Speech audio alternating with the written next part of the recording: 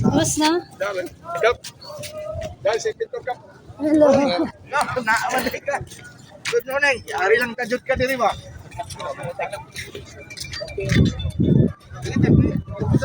Istorya lang. Ano masigit? Trouble na to sa una. Iya to gi pag gamay para ma-maintain ang safety. Kung ato to sa una ra, taas kayo ang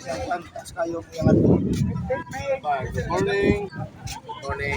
Good morning, Captain. Sa ngalan ni Captain. Arsenio Juanete Jr. Nang captain ng Ambition Jet. Oo. Pabiyahe ito, pamasaingan to Surigao. Okay.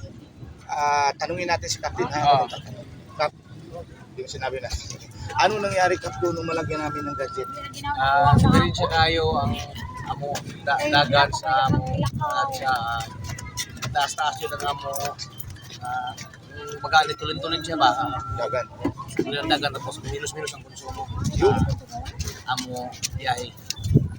Ang pulso mo, Cap, based doon sa chief engineer mo. Kasi mo, Container. 30 liters. Container. Isang trip.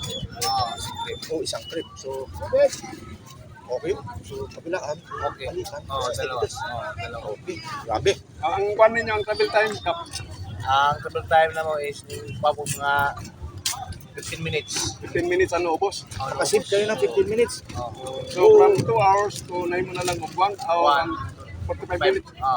Wow. Okay. Ang takbo ka, 15 knots. 15 knots, 15 knots. Ang pagkina-relax pa kayo. Relax kayo. Basta ang sinabi ng chief engineer mo, yung throttle, dati full throttle ka, binabaan niya ng 30% para i-maintain yung 15 knots. Kasi kung ibabalik daw doon sa natin yung throttle, aabot pa ng more than 15 knots, about 18 or 19.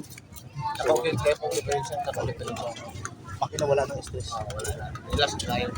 Ayun, thank you very much. Sige, salamat kayo sir. Thank you. Kita tayo. Sige sir. Papakasin na ako, babalik ako ng Manila. Thank you po. Si ma'am, bisita lang taga dili. Sige ma'am. Aman si boss. Tuwa sa Marina, nag-practice. 5 years. Okay.